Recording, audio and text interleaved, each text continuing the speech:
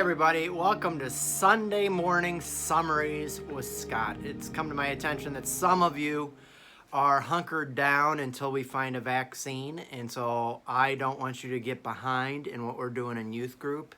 And so I thought I'd provide some summaries just to let you know what we've been talking about and let your parents know so you guys can have some good conversations at home. So the past 2 weeks we've been talking, our theme has been bridging the gap about racial reconciliation. And we took a look at, first of all, how in Genesis chapter 1, before sin ever entered into the world and caused friction between all our relationships, we were all created in the image of God. And we are unique and special in that way. And then in John chapter 17, we saw Jesus talk with the disciples. And he was praying for them that as they ventured forward into the future, that they would be unified and that everyone would see God's love through us. And that's a prayer that still applies to us as a church today, that we need to be different.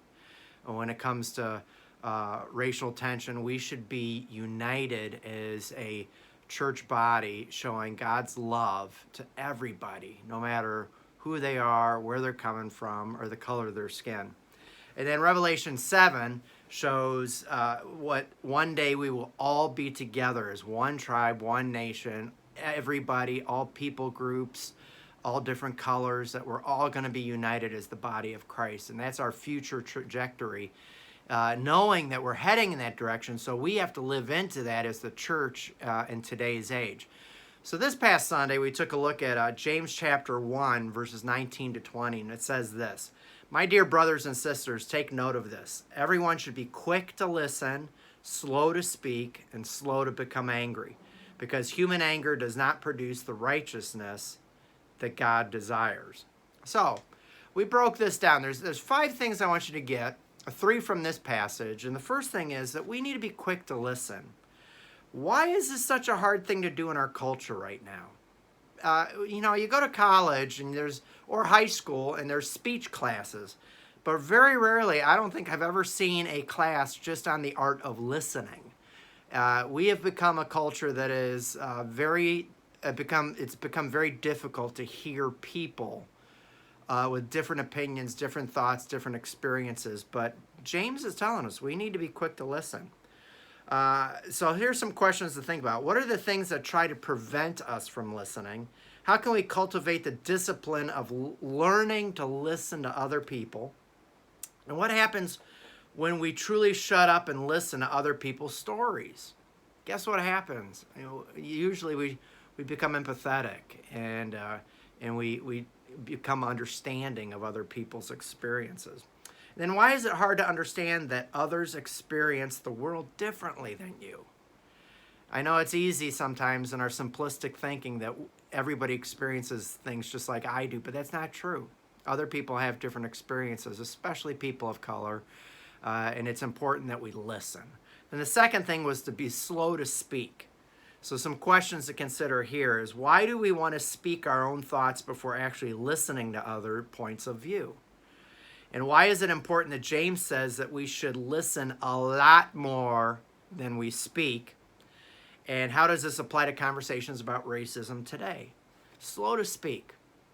Because of social media, we're so quick to speak and shoot out our opinion and our thoughts. But James is cautioning us in that. He's saying be slow to speak and be quick to listen. God's given us 2 ears and 1 mouth, so we should be listening probably twice as much as we should be speaking. And then slow to become angry. What are some reasons? Here's some questions to consider. What are some reasons why someone would get angry when discussing issues related to racism? So there is anger. There's anger out there, and we need to be careful. We need to listen, but we need to become slow to become angry. Now, another question to consider: is there good anger as opposed to bad anger? I mean, Paul does say in the Bible that be angry and sin not. So it does seem like there is a case for Christians to be angry, but not to let that give in to sin. And this verse doesn't oppose becoming angry. It just says to be slow in getting there. Why do you think that is? Why should we be slow to becoming angry, considering the other two things of being quick to listen and slow to speak? And then another passage we looked at to bring up our fourth point was 1 Corinthians 13, 6-7. It says, love finds no joy in unrighteousness, but rejoices in the truth. It bears all things, believes all things, hopes all things, endures all things. So believe other people's stories and experiences. How do we do that, though?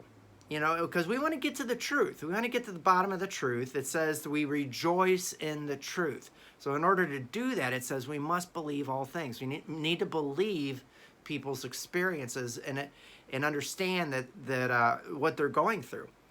So what are we supposed to rejoice in? We're supposed to rejoice in the truth. In order to know the truth, we must ask questions and listen. So that's our fourth point. Believe the stories. And then the fifth point is to weep.